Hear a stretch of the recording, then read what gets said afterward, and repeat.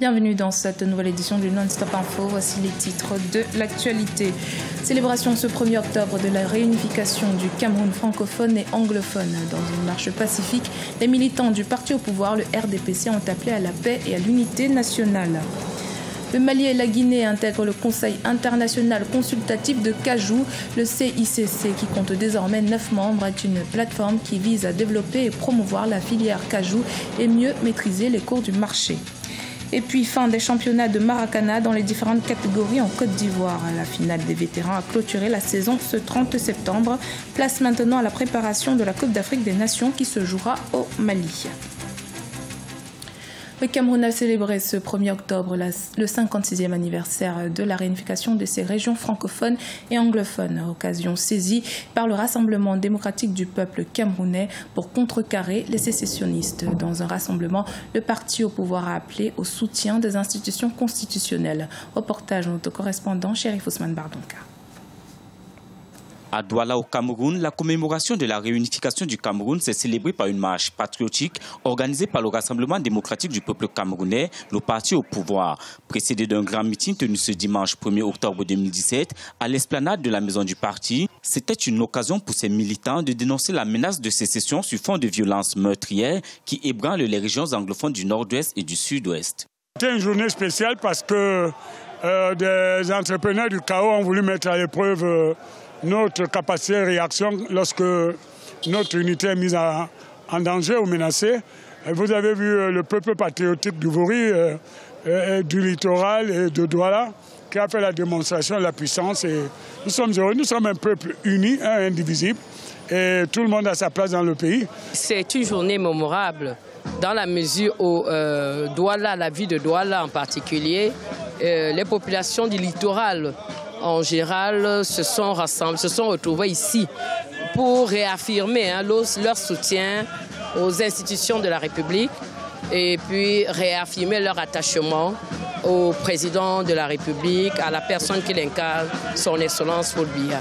Une manifestation citoyenne qui avait pour toile de fond le soutien aux institutions constitutionnelles et la solidarité aux citoyens des régions anglophones. Venus des différents départements de la région du littoral, ces hommes et femmes ont prôné la paix, l'unité et l'intégrité territoriale du Cameroun. Je pense que le message d'apaisement a déjà été donné par les autorités. Nous autres, nous levons comme un seul homme pour pouvoir garder notre pays uni et acter pour son développement. C'est très important pour moi parce que, voyez-vous, nous avons été victimes des affres des réseaux sociaux qui ont voulu porter atteinte à l'intégrité territoriale de notre pays à travers des messages incendiés qui ne reflètent nullement la vérité. Les faits sont là, ils ne sont pas là, vous les voyez vous-même. Le Cameroun reste dans la situation où nous sommes. Il y a quelques apprentis sorciers qui essaient de nous déstabiliser, mais ça ne passera pas parce que majoritairement, nous ne sommes ni anglophones ni francophones, mais nous sommes tous des Camerounais unis derrière le président de la République, son Excellence M. Paul Biya, qui sait très bien que le Cameroun restera un et indivisible, quel que soit Alpha. Il faut rappeler que le 1er octobre 1961, jour de réunification du Cameroun méridional et du Cameroun francophone, constitue pour tous les Camerounais un jour historique, un jour de gloire. Cette date réaffirme l'attachement des deux parties à un Cameroun un et indivisible. La Somalie s'est dotée d'une nouvelle loi qui permet désormais au gouvernement de contrôler le secteur des télécommunications. La loi a été promulguée ce lundi 2 octobre par le président Mohamed Abdoulaye Farmajo, une première dans le pays depuis près de 30 ans. Avant cette loi, les sociétés du secteur opéraient en toute liberté. Chacune avait ses propres règles, ce qui engendrait des failles sécuritaires. Le gouvernement pourra ainsi contrôler toutes les licences d'exploitation et l'attribution de numéros de téléphone aux usagers, une opportunité pour identifier les numéros de téléphone des chefs des insurgés islamistes Shebab et parvenir à éventuellement les localiser. Le Nigeria prévoit de vendre 5,5 milliards de dollars d'euros obligations d'ici la fin de l'année 2017. Le pays compte ainsi sur la vente des eurobonds pour réussir son projet de restructuration de la dette. Aïssatou Diamanka Besland. Le Nigeria va porter sa dette extérieure à 40% d'ici la fin de l'année. En effet, le pays prévoit de vendre 5,5 milliards de dollars d'euro-obligations au cours des 3 prochains mois. Son objectif, financer des projets d'immobilisation et remplacer la dette en monnaie locale, le Naira. Le gouvernement, pour son développement, c'est au Nigeria, c'est en France ou bien en Côte d'Ivoire, c'est courant. Vous faites d'abord appel à à vos ressources propres. Et les ressources propres d'un État, pour le cas du Nigeria, et ça tombe très bien, la politique économique est assise sur deux piliers. Le pilier monétaire, et le Nigeria a la possibilité de battre monnaie. Le Nigeria a sa propre monnaie qu'on appelle le Naira. Et il y a le pilier maintenant budgétaire, à travers la loi de finances qui donne l'autorisation au gouvernement de prélever auprès des agents économiques les impôts, les droits et les taxes qui lui permettront de faire face à ses obligations régaliennes. Donc, quand l'État a déjà joué sur ces deux piliers, le pilier monétaire et le pilier budgétaire, et jusque-là, les difficultés continuent. Il est question maintenant de sortir de ce carcan-là, pas forcément pour l'abandonner, mais pour faire appel à d'autres ressources complémentaires. Et c'est exactement ce que le Nigeria fait en émettant donc des euro-obligations sur le marché international des titres privés. Le gouvernement nigérien souhaite recueillir 2,5 milliards de dollars dès le mois d'octobre pour financer le budget fixé à 20,8 milliards de dollars. L'autre priorité du gouvernement à travers cette action est de réduire le déficit budgétaire de 2,3 milliards de Naira prévu pour 2017, soit 2,2% du PIB, suite au contre-coup du marché des hydrocarbures. Le Nigeria s'inscrit un peu dans une logique qui est en train d'habiter presque toutes les nations africaines, qui consiste à aller chercher des financements en dehors du territoire national et envers les partenaires traditionnels que sont la Banque mondiale, le Fonds monétaire international et dans une moindre mesure des filiales de cette Banque mondiale. En local, on parle de la Banque africaine de développement ou bien la Banque ouest africaine de développement ou pour le cas des États de l'Afrique centrale. Bon, ce ne serait qu'une suite parce qu'en fait, souvenez-vous que le Nigeria a déjà fait en 2011. Et que le Nigeria le fasse encore aujourd'hui, c'est une suite. Parce qu'en fait, si vous vous fiez à un document de la Banque mondiale, on dit pour près de 2013, 48 États subsahariens de l'Afrique ont pu faire appel à cet emprunt, à ce mode de financement de leurs investissements. À marquer quelques appréhensions là-dessus, c'est au niveau des taux. Les taux vraiment ne sont pas des taux bonifiés, tels que généralement servis par les institutions de Bretton Woods. Donc c'est ma principale inquiétude. Un tiers du budget 2017 sera investi dans des infrastructures. De nouvelles routes seront construites, des chemins de fer, des ports, mais aussi un renforcement énergétique est prévu pour stimuler la croissance de 7% et créer 15 millions d'emplois d'ici à 2020. Ils sont désormais 9 pays membres du CICC, Conseil international consultatif de cajou, avec l'adhésion du Mali et de la Guinée lors de la réunion des ministres des pays membres à Abidjan en Côte d'Ivoire. Objectif, restructurer le secteur de l'anacarde qui ne dispose que de 6% de taux de transformation. Marcel Farba-Maron.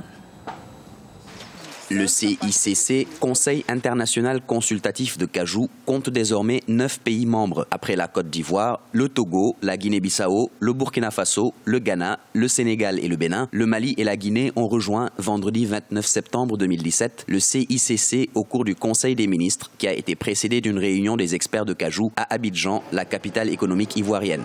C'est une organisation qui a vocation à mutualiser les énergies, à mutualiser les moyens, à faire du lobbying, à produire des statistiques et à faire donc de telle sorte que toute la chaîne de valeur de la noix de cajou soit prise en compte dans l'intérêt, bien sûr, des pays producteurs.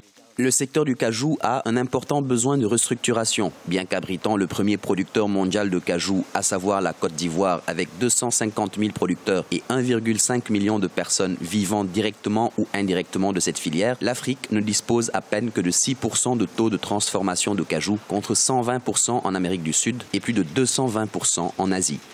Toute la situation du secteur du cajou se résume en ces 3 chiffres.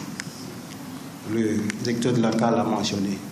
Le vrai défi pour nous, c'est d'inverser ces tendances. Mise en place à l'issue de la 2e édition du Salon international des équipements et des technologies de transformation de l'anacarde, le CICC est une plateforme qui vise à réunir les pays producteurs de noix de cajou afin de développer et promouvoir la filière cajou et mieux maîtriser les cours du marché. Autre point pris en compte lors du Conseil des ministres, l'accord de siège signé par le gouvernement ivoirien matérialisant son acceptation d'accueillir le siège du CICC en Côte d'Ivoire. Dans l'actualité sportive en Côte d'Ivoire, la saison de football Maracana s'est achevée ce 30 septembre. Après Yamoussoukro et Abengourou, c'est Adzopé qui a accueilli la finale des vétérans. Satisfaite du déroulement de la compétition, la Fédération ivoirienne de Maracana et discipline assimilée se prépare pour la Coupe d'Afrique de Maracana qui se disputera du 16 au 23 octobre au Mali. Reportage d'Olivier Conan, commenté par Siamlo Victoria Seji. Fin de saison de Maracana en Côte d'Ivoire, les Buffles de la Maraoué, surnom des joueurs du Maracana Club de Boisflé, sont champions de Côte d'Ivoire dans la catégorie des vétérans. Ils ont battu le champion sortant Somassi, Solidarité Maracana Club de Yopougon en finale 4 buts à 3. Chez les seniors CJMC, Génération Espoir Maracana Club de Yopougon qui est champion quand les jeunes de Mariniers de Yopougon ont remporté le titre chez les juniors. Pour boucler la boucle, Oweri Maracana Club de Yopougon a de son côté soulevé la Coupe nationale. Pour Boisflé, le seul club de l'intérieur du pays à remporter un titre cette année, la clé du succès, c'est la cohésion de l'équipe. Le Maracana se développe autour du credo convivialité, fraternité, amitié. Là où il y a des tiraillements, naturellement, les résultats fuient par la fenêtre. La Fédération ivoirienne de Maracana est satisfaite du déroulement de la saison. La qualité de jeu des équipes et le talent des joueurs doivent maintenant se mettre au service de l'équipe nationale. La Fédération attend que les autorités dégagent rapidement les moyens pour la préparation des éléphants maracaniers en vue de la Coupe d'Afrique des Nations. Le peu qui est mis à notre disposition, ce que nous souhaitons, c'est qu'on nous le mette effectivement à notre disposition maintenant. Nous avons commencé par préfinancer la préparation, nous avons commencé par préfinancer les équipements, nous avons commencé par préfinancer les réservations d'hôtels. Les billets d'avion attendent d'être soldés.